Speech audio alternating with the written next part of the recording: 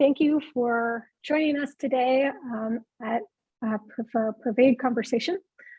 Today, we are here talking with Dr. Stevie Chancellor. I'm Sarah Gilbert, currently the research manager at the Citizens and Technology Lab at Cornell University and a former postdoctoral associate for PERVADE. The PERVADE project is a 6-institution research project focused on answering empirical questions in data ethics. It's funded by the US National Science Foundation, and we're studying how people react to pervasive digital data being used in research, how data scientists are grappling with ethical questions in their work, and how regulators such as institutional review boards are guiding data-intensive research. So this webinar series is going to highlight a number of researchers who are doing cutting-edge work in data science, artificial intelligence, and data ethics. And so I'm joined here today by Dr. Stevie Chancellor, who is an assistant professor in the Department of Computer Science and Engineering at the University of Minnesota. And so I'm going to be asking a series of questions, but the audience is also welcome to join in by using the Q&A. And excellent. Thank you for the advice from Michael Zimmer. If you can see this question, just confirming I'm here. Thank you, Michael. That's really helpful. Otherwise, I don't have any other kind of sense of whether or not people are here, so thanks for that. So if you have any questions or helpful tips, you can type them in that Q&A chat, and I will read them out to Stevie. So Stevie, thank you again for joining us here today. So first up, I'm going to invite you to tell us about your research and what's exciting you right now.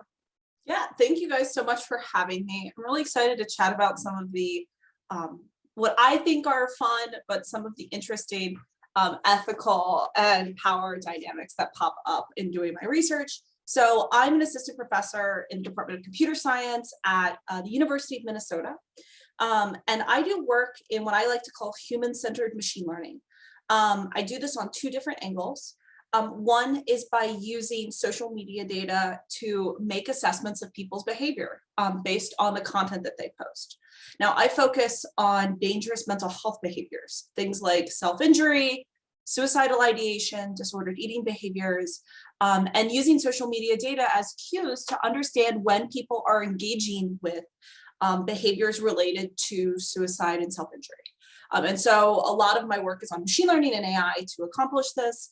But the other part of my work, and this is where I think that the human-centered side comes in, is that I care a lot about doing right by the communities that I am doing these predictions on. So on sites like Reddit and Instagram, Tumblr, what have you, we're using their data to make predictions. And so for me, it's really important that I do right by this community. So I care a lot about questions around moderation and governance, where AI is oftentimes used as a tool to make moderation easier. And I also care about research ethics a lot because this data is very sensitive. Predictions in this case can literally be life-changing for people. And it's really important for me to respect people when I'm using their data. So I care a lot about ethics in that side. Great. So one of PERVADE's findings has been that power and justice are key concerns for both the people whose data is used in research and also for many researchers who are gathering and using pervasive data like yourself. How do you think about power and justice in your work? Yeah, so this is a really good question. Let me kind of give a little bit of an overview about how data is used in my work so that it kind of contextualizes the way that I think about power, justice, and data ethics. So most, if not the vast majority of my research is done on public social media data, places like Reddit, Instagram, Tumblr, and public TikToks. And so from my perspective, this is really easy for me to just go and gather that data as a computer scientist. I can connect into APIs or scrape the data and be able to have really quick access to millions of posts and comments across all of these social networks. Now, one of the, I think, challenges that come with it is that this great power of being able to scrape data comes with some pretty big responsibilities, especially because I work on such sensitive topics. So for me, the way I start thinking about power is both my relationship to the communities that I serve, and in my goals to try and think through what kind of prediction tasks would have to be helpful for communities, but also in how my work could enable other people to exert power over these communities. So a good example of this is I have a history of working on identifying when behaviors may violate community guidelines on social media about mental health. Many social networks ban or restrict the kinds of content you can post about mental health if it indicates that you might be at risk to yourself or to others. Now, on one hand, it'd be really valuable for us to be able to detect when that happens so we can make an intervention and do something about that. In a way, trying to assist and make people's lives better. On the other hand, that same prediction system can give power to social media companies to remove lots of content from social networks, thereby reducing the ability for people to receive the social support that they really desperately need in times of crisis. And so I think about these trade-offs of the actors that are involved in my work, who may have good intentions and may have more nebulous ones. And for me, power starts thinking about, I start thinking about those kinds of questions. Is there another question that you had asked? Not yet. I do actually, I kind of have a follow-up. You'd mentioned making sure that you, like the work that you're doing is served, or like you're serving communities in the work that you do. Like, how do you learn about what kind of work is going to serve those communities in order to address these kinds of power differentials between you as a researcher and these very sensitive communities with whom you're working? Yeah, so that's actually a really, really good question. I think one of the things that computer scientists are taught and like our disciplinary, like PhD and like bachelor's degree training is like how to actually understand what people need more than the projection of what I think that they need, right? Like I can come up with like 5,000 different models for understanding people's behavior, but those may not actually meet people where they're at. So starting on least kind of intrusive to more intrusive, I spend a lot of time sitting with and participating in the communities that I do research in, whether that be sitting and watching the community content for a couple weeks at a time, or participating in communities where it is appropriate for me to participate as somebody who might actually be able to provide information and advice and support. I have participated in and engaged with mental health communities to understand their needs and the challenges that they're facing when dealing with this kind of dangerous content.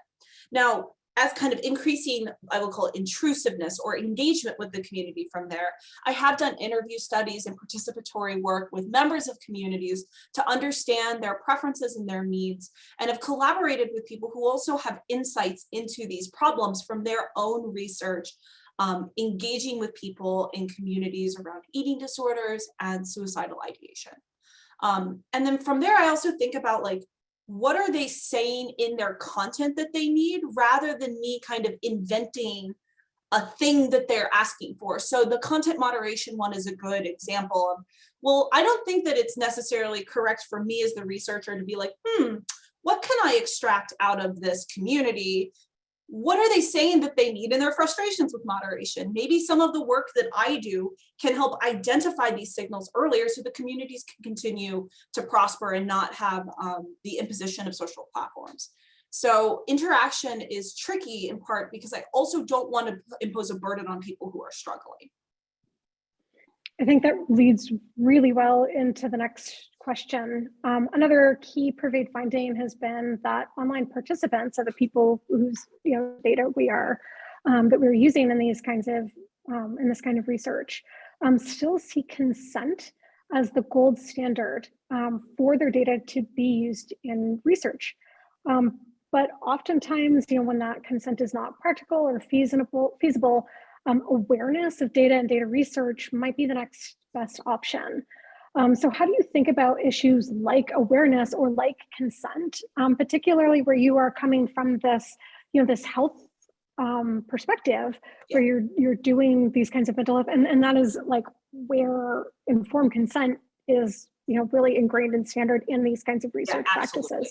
So how do you think about that, or how does that manifest. Yeah, I like that you brought out this like tension between doing mental health or medical research and the online social media research here.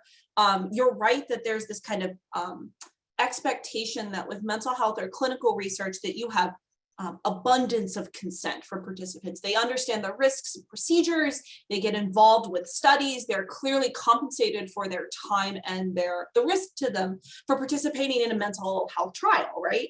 Well, when I'm going to social media to try and identify, say, substances that people are using to help them get through opioid addiction and recovery, there's hundreds of thousands of people on these communities that I look across. Reddit is the community that I'm thinking about right now.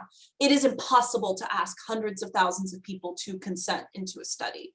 And I think that a lot of times the risks of what participation in my studies are kind of nebulous to people. And they're also at times nebulous to me because it's hard for me to quantify the risk of the participant in a cohort of 100,000.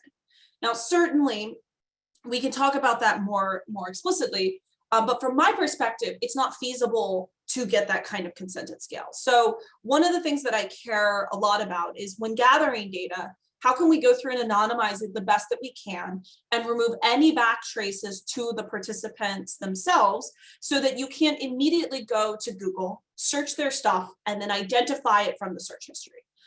There's a really awesome paper I think by John Ayers that talks about this strategy of anonymizing quotes in papers as like one baby step to making these kinds of concerns or these kinds of anonymization things much more feasible. But the reality is that there is no practical way to get consent. And so I have to consider like strategies in my research methods to properly protect people from what I perceive the biggest risks are of data privacy violations and connecting somebody's personal identity to the pseudonyms that they use on social media websites. And the best way I know how to do that is through anonymization and not sharing data sets. Are there any other ways that you turn this kind of reflection on power and awareness into your research methods? Yeah, actually, that's a good question. So after doing research in the area for several years, I started getting kind of frustrated with the ways that the computer science research community was thinking about these questions related to data usage, and how we were ingesting and taking this data for what we argued in some of our like researches for participant benefit, but then we don't actually do the things that show that we respect people and the fact that we are taking their data to use it for this kind of research. So in some ways, I had this kind of offshoot of my work thinking about these practices within research. And I did this study that was a larger critique of the methods within the computer science community, asking how people talked about how they were taking the data from social media websites and using it across the machine learning lifecycle from ingestion, cleaning, modeling, and prediction. And what we actually found was that a lot of this work was inadvertently dehumanizing the participants that we said literally in the introductions of papers that we cared about a lot. And from there, I've started thinking about, well, okay, we don't want to dehumanize people, but it would be infeasible in many cases to impose the same standards of consent and engagement with participants on online communities when we are using it at the volumes that we are. And the context is different because the information is publicly visible. You and I can just go to Reddit and see all of the posts that appear in my websites. So I started thinking about how you might develop more human-centered machine learning methods that would reflect on these ethical questions as you're doing the work, and also enable people to identify when they may be doing something that is not putting the participants' well-being and their needs centered in the work themselves. And so I've got a couple offshoots of like methods on how you might think about this more thoughtfully, how you might think about the ethics specifically. And I think it's been really fun writing these papers after doing the research, because it means that I've been able to speak directly to people like computer scientists and say, hey, this method you're using here, maybe not the best choice. So what do you think the state of norms or agreement about best practices for data and algorithmic ethics are in your research community? You mentioned that a bit already. I'm laughing because I literally have done studies about this. When I was on a bit of, I call it like a little intellectual like rant about this problem with dehumanization, the way that I did this work was through a systematic literature review. Where I found the state-of-the-art research starting in 2013 to the present. And one of the things that we ended up finding is that there's tons of fields and tons of conferences and venues that are involved in doing this work. So everything from HCI, machine learning, natural language processing, medical informatics, and medical journals. All of these venues and disciplinary communities have different expectations for ethics and practice and norms of what is appropriate in the community. And I think that this does a major disservice to this emergent research and interdisciplinary research community, because it's difficult to do it, to be clear. Like, it's really hard to make interdisciplinary expectations that have some kind of social enforcement or normative enforcement. But I think from my perspective, these papers and researchers have a lot of shared approaches, methods, strategies, and we clearly operate in a community. So from there, I've been thinking about, okay, how could we actually start enacting explicitly like norms and practices? And for me, that's by writing about and trying to articulate what I believe are the ethical practices that should be going on in these fields. And like, this is tricky because machine learning conferences and HCI conferences, which are both CS venues, still have different expectations about ethics. HCI has been thinking about it for a lot longer, given its engagement with human subjects research and people for decades. It's really hard to make those kinds of connections together. And I can talk more specifically about what I've said people should do, but it's hard because I'm not a natural language processing researcher. I'm an applied machine learning and HCI person. And so sometimes I think they listen to me a little bit, but I'm not entirely sure.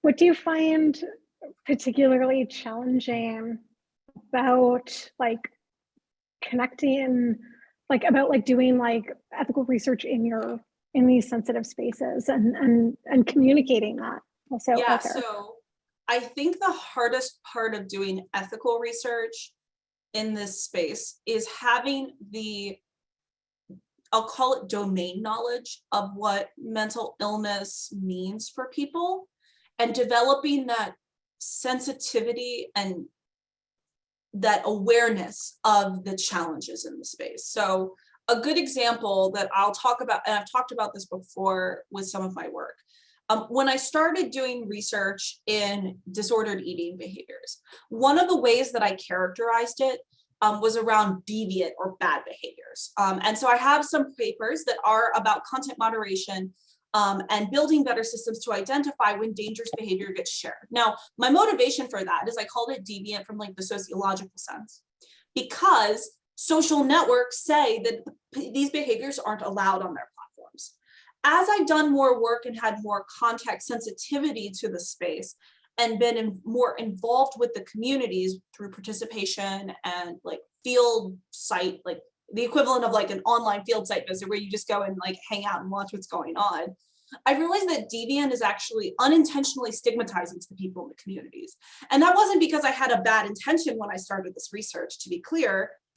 I just didn't realize the struggles to which people in these communities are like fighting with platforms to keep their support spaces open. And the vast majority of the stuff that happens in these places is not actually that dangerous. And over time, I've changed it. Instead of bad behavior, it's dangerous behavior, because the behavior legitimately the people are talking about is dangerous to the physical self. This is an example, I think, of how that context sensitivity has changed my perspective on the work. And from a high level, that means that the ways that I think about the problems that I work on, as well as the methodological choices that I make, have changed thusly. So I don't do as much work on doing content moderation prediction specifically, because most of the communities have said that content moderation and automated systems are adversarial. That doesn't mean that I think that the AI and the machine learning aspects of this could actually be valuable. I think it could be valuable for communities, but I'm not building the same systems to assist social networks anymore because I'm not convinced that it's the correct thing that these communities like really, really need. Can you tell me a little bit about like how you came about this? Like, how did you learn that like context sensitivity was an important aspect that like you needed to be taking into consideration when you did this research? And like, and then also the specifics of like what context sensitivity is going to look like in your area?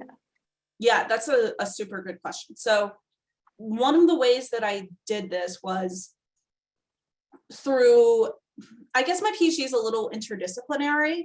And so in addition to having the computer science training, I had a lot of exposure to people with more critical viewpoints that challenged and pushed the assumptions that I was making about the inherent value and contribution of the predictive work that I was doing. And this was there was a watershed moment like late in my like 4th or 5th year where I was just like, I can't keep ignoring these critiques. How can I move towards actually engaging with and centering the perspectives while staying true to the research that I found the most interesting, which is the data science, AI, and predictive aspects of this work. That was your first question. What was your second question again? So it was, how did you learn that context sensitivity Yes. was an issue, but also like, how do you learn like what the context sensitivity is in your particular, like how to be sensitive in these contexts? Yeah, okay, cool. So one of the things that I had gotten some reasonable critique from some friends was like, you need to interview and talk to people and ask them what they want, right? This very traditional user-centered research paradigm that we have in HCI. I wasn't doing it as much earlier in my research. And now that I'm moving to, I started collaborating on a project with Jessica Fuston, who has done extensive interviews and ethnographic research on eating disorder communities and social media. I also started doing my own interviews with participants in social media sites so I could understand better what their needs were and how they were invested in the platform. So human-centered methods have been something I learned about in my PhD, but was mostly focused on the predictive stuff. And now that I have realized that the contextual sensitivity is so important that I've been bringing back. It's not like I'm not saying that I've like invented interviews, but I think that there's been an increased focus on this like human-centeredness in the machine learning space that holds space kind of for interviews and field studies and ethnographic inquiry to guide the development of the ML models themselves. And that's how I've started trying to do it myself. So what kind of resources do you think would make some of the challenges that you've discussed throughout our conversation so far easier? Well, shameless plug, I personally am working on papers related to talking about norms and practices about doing more human-centered work with machine learning, and talking specifically about how we can have better ethical practices with explicit recommendations about what we should do. I have some work ongoing with one of my PhD students, Leah Ajmani, Casey Fiesler, and Michael Zimmer, as well as my advisor, Mumunda Chowdhury, about operationalizing those into a practice that people could follow while they're doing the research themselves to make sure that they're thinking through many of the questions that, to me, at this point are really explicit. So I think these artifacts and papers are really, really important. But I also think that there needs to be some kind of way that we can offer critique and hold accountable people who make mistakes with mistakes. And it's not necessarily a mistake, but a judgment that may have adverse consequences. And so we can hold space for them to be able to fix that and learn more. I find that many of the machine learning researchers that I interact with don't have bad intentions. In fact, they have really good intentions of trying to assist with the mental health crises that the United States and other countries are dealing with. Something like it takes over a decade from the first onset of symptoms for people to receive treatment on average. And that's a ton of time. And so their motivations are actually really, really good. But when they go through it, because they haven't been trained or taught how to think about ethics and power and justice and equity, they make mistakes. And so my thought is, how can we give people information and insight and conversation so that they can learn from their mistakes and develop the same kind of contextual sensitivity that I'm thinking about.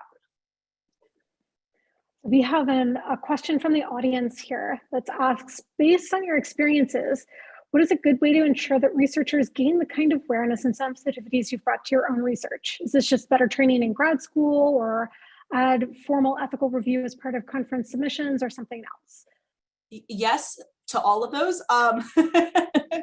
So I think that there's, I think one size fits all solutions are good places to start, but ultimately don't address kind of this larger constellation of awareness, action, and reflection that you need to be able to conduct thoughtful research in this space. So a good example of this is NeurIPS introducing the broader impact statements to its research following an ACM blog about how we need to think about negative implications of research. Now, I think that that blog was, it was a good spicy take that got NeurIPS to take action. And the results of that we're seeing in publications is that for the most part, people are kind of putting throwaway answers into that. Not everybody, for sure, but that some of the broader implications that people are talking about are privacy broadly construed or energy broadly construed. I think one of the things that we need is we do need broader impact statements, but we need ways so that reviewers can evaluate those statements and say, hey, this is a good or bad statement.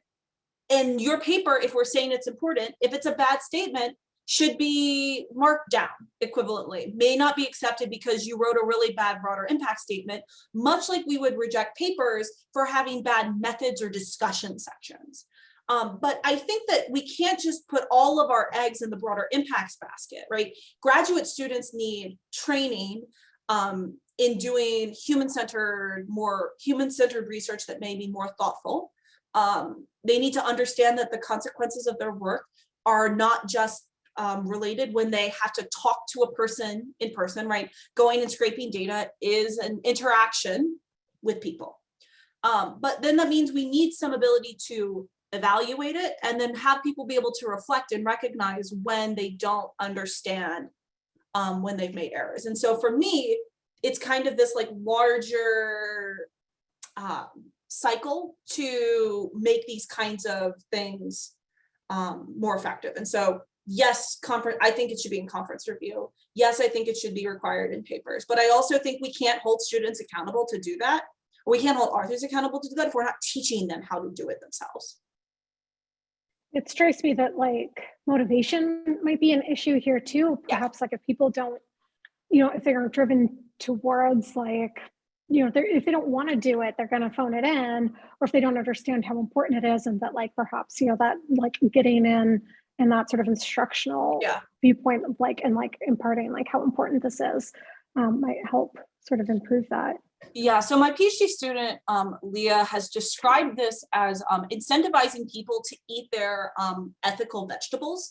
And they have, right? I think it's actually a really good metaphor. But people need some kind of incentive to do it. And saying kind of this blanket, well, we're just going to like see what happens when we require a broader impact statement with very little insight about how it should be evaluated, how HCs or reviewers should treat it in their evaluations, and to what extent a broader impact statement could be used to reject a paper or to like raise ethical concerns with a project. Those aren't really well answered. And so I understand why computer scientists who don't have experience or incentive to engage with this are like, well, like, who cares? Like the reviewers aren't actually going to check to make sure my broader impacts are actually contextually sensitive and connected to the research that I'm doing.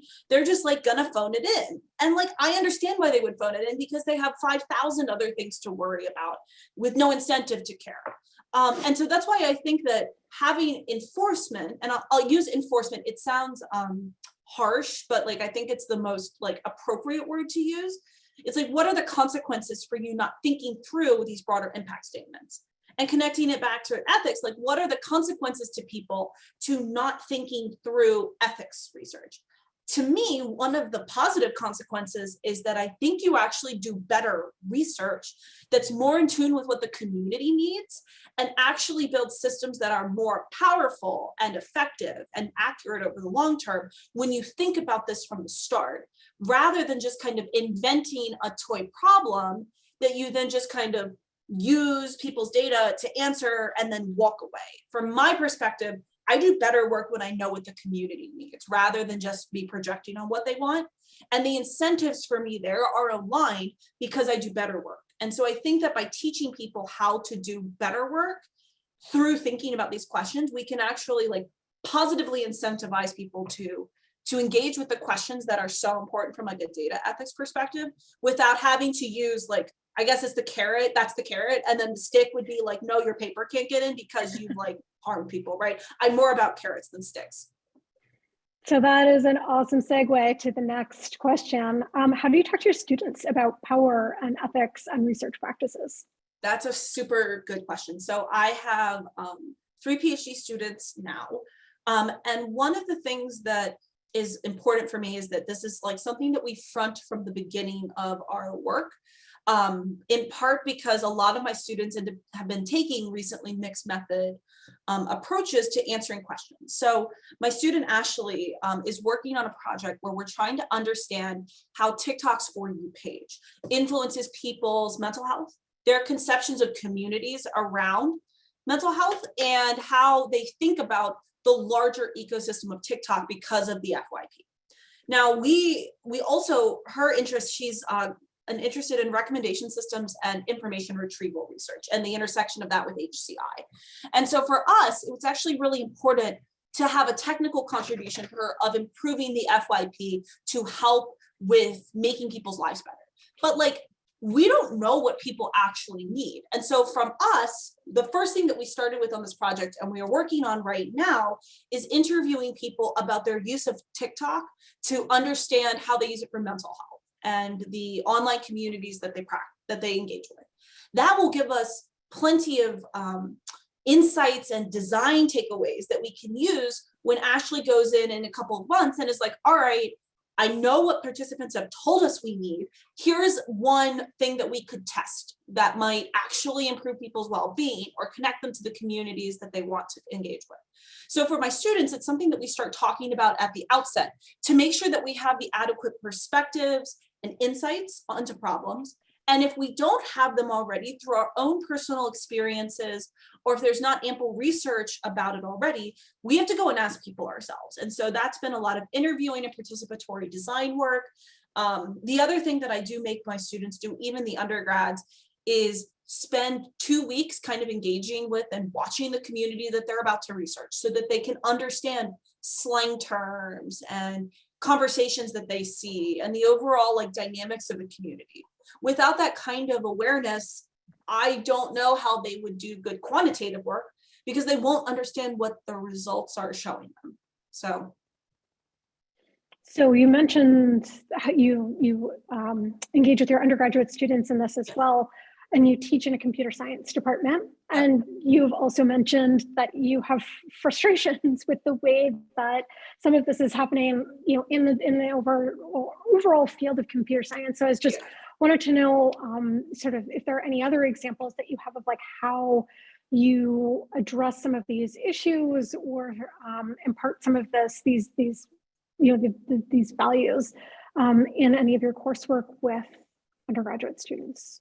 Yeah, so admittedly, I haven't taught a lot of undergrads because I am but a young assistant professor who only started 18 months ago. So I will be teaching undergrads soon.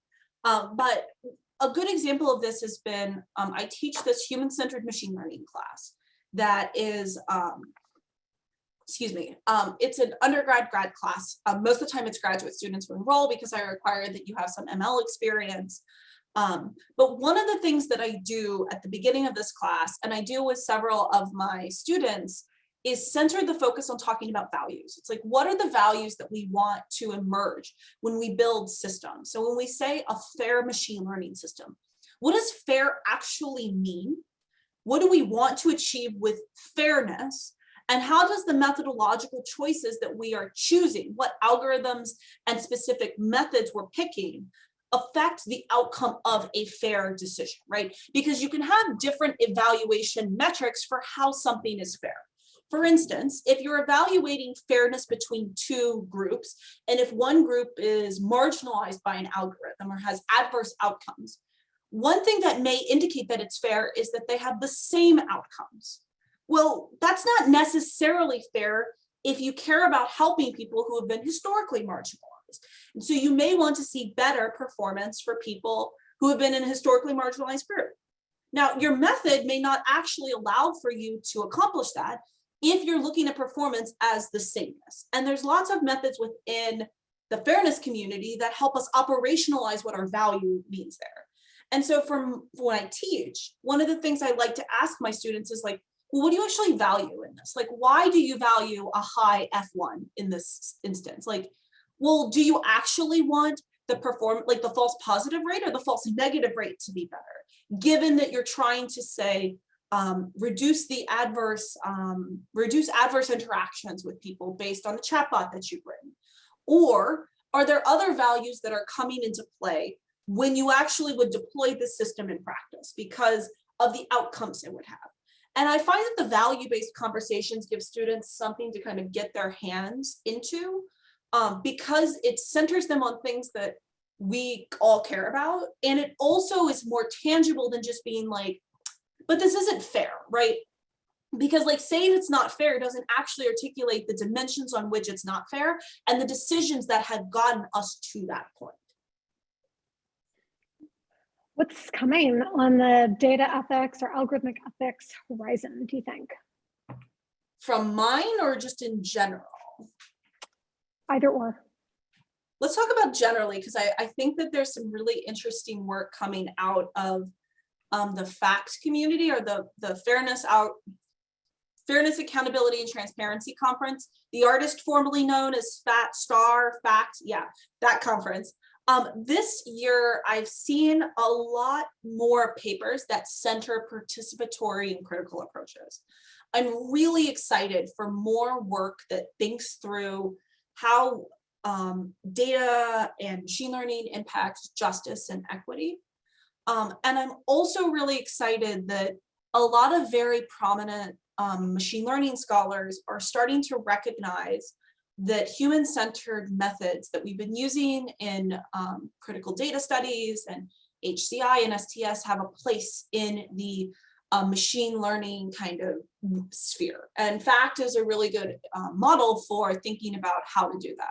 Now, one of the challenges with that is now you have the issue that I was talking about earlier with interdisciplinarity and this plurality of like, well, whose standards do you use to evaluate? And so one of the challenges that I see coming out of this is as we bring in more STS and critical data studies into a machine learning paper, whose standards do we use to evaluate the quality of this work?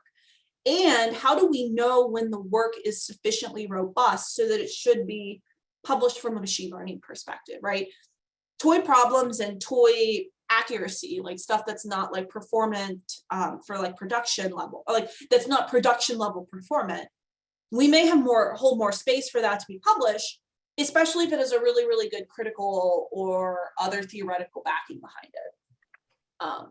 And I think that's going to be one of the biggest challenges is watching how FACT navigates this interdisciplinarity and brings these methods more to the forefront of machine learning. And I'm really curious if the big machine learning conferences like ICML or NeurIPS, CVPR actually start allowing more publication of work like mine, which I find sometimes it's difficult to get my work into places like that. So what isn't being talked about yet in sort of the data ethics or algorithmic ethics space, but you think should be? Oh, okay. I have a bone to pick with this week. I've talked about it a little bit in some of my past work, but one of the things I really think impacts ethics is the ways that we set up tasks and we define our constructs to make training data from. So let me explain what that means. In psychology, when we evaluate if somebody has depression, there is a really clear set of definitions and diagnostic criteria that are given to us by the Diagnostic Statistical Manual for Mental Disorders, or the DSM, as well as other diagnostic criteria that are available for us to use. Now, when we take those definitions, the constructs that we use to apply them when it's a doctor are screeners, personal experience with diagnostics, and we use abductive reasoning to be able to diagnose somebody with a disorder. Now, the problem with machine learning is that we don't really have great definitions for what our terms mean. I did the study of 75 papers, and very, very few machine learning and mental health papers that do prediction on disorders specifically define what they mean by a certain condition. And I'll give an example in the research that's something that's very kind of like hand-wavy defined, is anxiety. So anxiety is a term that is used to refer to a set of mental disorders like social anxiety or generalized anxiety disorder. Anxiety is a symptom that other disorders have with them. Anxiety is also a feeling that a lot of us experience, right? I'm a little anxious right now because I'm talking and giving a presentation, but anxiety is also kind of like a personality trait that people self-describe. Oh, like, I'm just kind of an anxious person. Those are 4 different ways to define anxiety. And if you don't clearly define what you mean when you're looking for anxiety, it's really, really difficult to be able to know which one of those 4 definitions they're using. And then you go through the methods and there's no clear construct of how they're operationalizing their definition into the machine learning practice, or how they're doing their labeling or training data or feature selection. And I think that this connects with ethics, in part because when we make claims about what we do, when it's related to disorder, we may have higher standards of care, privacy, and ethical handling of research information like data or quotes or whatever, when we're talking about disorders specifically, because it's related to medical privacy. But when we're talking about personality traits, we may have different expectations about how this data will be handled, transmitted, shared, all of these decisions that are really important. And this is all kind of based on this like wobbly definition that many people in their research papers aren't actually setting up. And so for me, I would really like to see more focus on these questions of validity, taken kind of from the psychological sciences, and how that would impact setting up training data, writing problem statements that end up being operationalized in machine learning tasks, how features are used to make those predictions, and how we make decisions about data sharing and privacy that are all impacted by the goal that we have at the start of the process and how we operationalize this throughout the machine learning life cycle. I have some research kind of backing these findings up, especially the finding about anxiety, but it's something I wish people would talk about more because of how it has this like radical downstream effect on the larger model of decisions that you make that come along with it. Thank you, Stevie. So I'm going to open this up to audience questions. Reminder that if you would like to ask Stevie a question, you can drop it in the chat.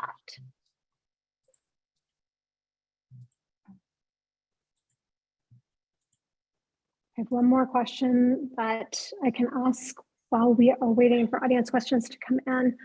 What do you think is working particularly well or is particularly influential in the space of using ML within sort of mental health contexts? Like, are you asking about like methods or ethics or other stuff? More ethics, like what do you see as like, I mean, I think, well, like basically like you had said before, like I don't think you can necessarily like disentangle ethics and methods like entirely. So if there's sort of like a confluence between those two things, like if there is like a particular method that you think is working really well in supporting ethical research, or if there are ethical approaches that are supporting better methods.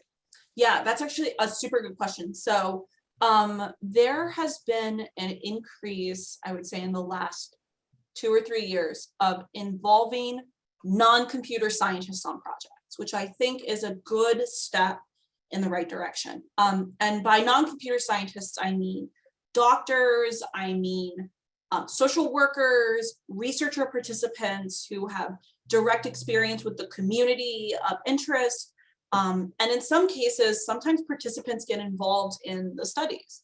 I think that this is really great and has made my work better as I've been doing more work with clinicians and researcher participants, because that question about validity is much easier to answer when there's a doctor there who's being like, you can't just hand wave this like behavior as indicating depression or not. And it also has been really helpful in challenging what I believe are valuable or important contributions when researcher participants have collaborated with me and been like, I don't think you surely are understanding the community dynamics and what I know about history and the ways that these communities have existed on social networks for years and years. And so that's been really helpful in kind of getting those tasks and the problems formulated correctly. And then from there, it's much easier from my perspective to make decisions about ethics once you have your task and your research questions and your conviction kind of, positionality is a really good way to put that. Like once your positionality is really well clarified on your work. And so that's also been really helpful in making labeling easier for training data with machine learning. There's this really fantastic paper that actually came out of a lab at Maryland. Phil Resnick did some really cool work about using experts and novices to annotate around suicide risk factors. That was a really good paper that actually thought about a lot of these questions about validity and ethics and centered it way ahead of most other people. And so I thought that that was actually a really, really good example of some, I guess, recent-ish work that's been thinking about that. Do you have any recommendations for researchers in your field who are interested in working directly with communities or working with an interdisciplinary team in order to make sure that that scaffolding, to make sure that there's that kind of scaffolding there? Because you've talked about some of the tensions between this, right? Like the differing norms and things like that. So do you have any any recommendations for people that might not know how necessarily how to get in or communicate with people, and then also how to make sure that these relationships with other folks are successful? Yeah, so I have a lot of, I'll talk about the collaboration one because I think that that is one of the most straightforward ways that researchers can start thinking about better practices in their work. And the reason I go to that is also because I have a lot of experience working with clinical collaborators and researcher participants in these spaces, as well as public health agencies and public health workers. To me, one of the ways that I think about these relationships is they're going to scratch my back, so I better make sure I scratch theirs. This is a longer collaboration that actually benefits both of us. That may mean that we need to publish a couple of papers together. If the incentives are not aligned for us to publish in a computer science venue with some of the more technical contributions. That may mean publishing in a medical informatics or a medical journal, doing some work on helping them with the white paper or things that support their ongoing work. And leaning into it as this longer collaboration means that I think it's better to be more selective about collaborators, because you can't just pull on a single person for a project and then just not work with them later, because they need to get some kind of benefit out of it too. But the other thing that I think is really important when working with these collaborators is giving time for the research question to crystallize so that it is satisfactory and robust to two parties. That seems very obvious when you're oh, you're working with multiple people, everyone has to like the research question. But I found that this just takes more time when you're working with a clinical partner, because you need time as the CS person to read some clinical research and to make sure and to check your own expectations and to make sure that you're actually reflecting the behaviors that you're seeing in social media more effectively. That also means that they need to be willing and able to engage with the methods that you use in your work whether that be interviews, participatory methods. For me, that's machine learning and stats.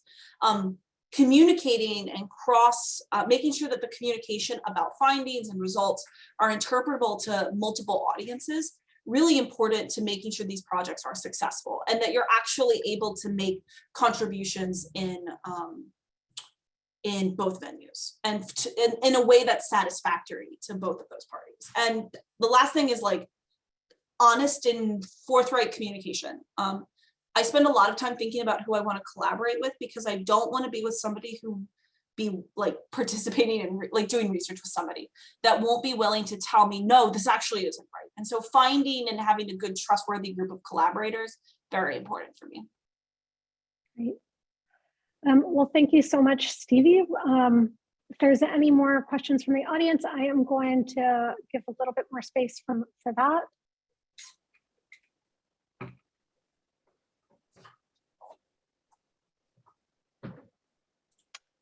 And if not, you can always reach out to Stevie at the University of Minnesota, where she is an assistant professor in computer science. Thank you so much for joining us here today, Stevie. It's been so wonderful getting to talk to you about all of this stuff and learning from just the vast expertise that you have in this area. So thank you so much for coming out and chatting with us. I did see a question in the chat. Asking about how you might get in touch with me. So I will shamelessly plug several places to get in touch with me. One is my Twitter, which is, I'll put this into chat, SN Chancellor is me on Twitter. You can go and see very spicy takes about AI, ethics, mental health, and my love and adoration for the US shop Costco. The other place to find me is my website, which is my first name and last name, steviechancellor.com. And you'll find contact information for my university emails and other contact info there. And I'll drop again my email in chat so that it is available for people. You'll feel free to reach out to me about research, machine learning, ethics, stuff like that. Thank you so much, Stevie. Thank you for joining us here today. Absolutely. Thanks for having me. I'd love to talk about research ethics and how we can do better with our machine learning and computational, like big data research. Right. Oh, and there's some thanks coming in the chat as well. Oh, thank y'all.